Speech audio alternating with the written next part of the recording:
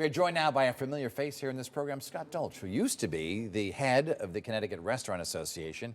And as of this past week, the title changed to head of the Connecticut Restaurant and Hospitality Association. Scott, first of all, thanks for being on the program. Thanks as always for having me, Dennis. So what happened? There's been a merger of organizations? More of just bringing on the hotels, inns, and bed and breakfast in under our umbrella, meaning that we offer membership or a membership-based organization for restaurants and caterers and private event venues. But now, bringing on those hotels, we've added 7 hotel operator board members to the board with Mohegan, Foxwoods, Great Wolf Lodge, the Omni, the Whalers Inn, Madison Beach. So having leadership in the board was the first step, and now trying to bring all the hotels in and helping represent them. How many hotels are there in Connecticut? It's a little under 400, about 300. 400. Yeah, 396 properties in the state, about 36,000 rooms. It has an economic impact over $5 billion to the state of Connecticut. Our industry, restaurants, before this was about 15.6, so it's about $21 billion in economic impact that this industry combined now has on the state of Connecticut. Is there a hope that the synergy between the two organizations can attract more people to our state? Obviously, that's the ultimate goal here. The ultimate goal is to, since I took over the Restaurant Association 8 years ago, is about elevating our culinary and restaurant scene. I think our association has done a good job of that, but same with the hotels. Who's telling that story, not only at the advocacy side of the Capitol, but also where you're going to stay. People coming in to, hopefully they're choosing Connecticut, and they're choosing, whether it's the Delamar, whether it's Mohegan or Foxwoods, or, you look at some, we were at the good one today, like where are they coming to stay? Some of these inns, Mayflower, Belden House, there's some incredible accommodations that need to be told, and that story needs to be told. We had Anthony on the program a couple of weeks ago, the state's former chief marketing officer, who told us that there does need to be some more money for tourism. I know you feel the same way, because Sure. Food and hotels together can equal people coming to the state, right? How much more money do you think the state should give to the tourism industry?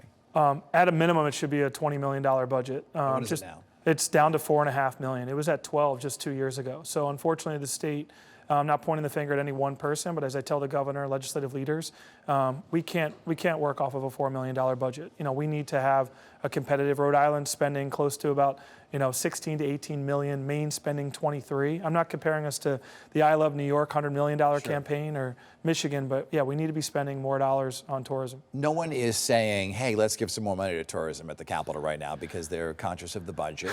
Yeah. So what's your argument to them that they need to cough up some more money, find it somewhere?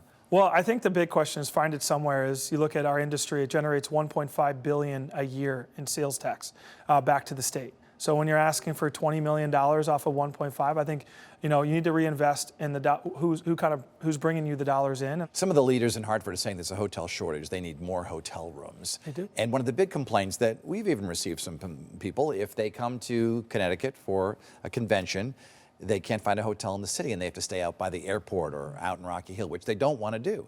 What's the solution? I mean, I think the biggest solution is when there's more and more people that want to stay, more developers will look to build. And I think we need that. We've seen about 2,000 rooms. We have 36,000 room nights in the state rooms that we have, but we've grown by about 2,000, 2,500 in the last 2 years. We need to see more growth, but I think the more influx of people looking to come to Connecticut, just to your point, or more conventions, more things happening, yes, you're going to need, and developers are going to say, hey, I can make this work. I can put a hotel here in Hartford. I can put a hotel in New Haven and compete with the other ones, and there'll be rooms that are available and will be used. The occupancy rate will go up. Is the Pizza Capital campaign working? Are people coming here from out of state to try the pizza? 100%. And I think Anthony and the team did a phenomenal job of that. And I travel, as you know, I see my peers in New York and Michigan and Illinois that like to give me a hard time, but New Jersey. But you've seen it. It had 16 billion media impressions. You look at just as you talk to Pepe's and Modern and Sally's, look at they can see in the POS systems where people are traveling from. They're traveling from all over the country. They're traveling a lot from New York. They had an uptick in that campaign. They had about a 30 to 40% uptick just in our pizza restaurants in New Haven from that campaign. Scott Dolch is now the president of the Connecticut Restaurant and Hospitality Association. Congrats on that upgrade. Did you get a raise too? I don't know about that, but it's okay. Anything I can do to help the industry. Well, good to have you on the program. Best of luck. Thank you. In a moment, a very cool President's Day event at one of Connecticut's coolest places. And we invite you to connect with us here on This Week. You can email me at thisweek@WTNH.com. You can also find me on X. I'm on Instagram and Facebook as well. We love your story ideas and your suggestions and your comments. We'll be right back.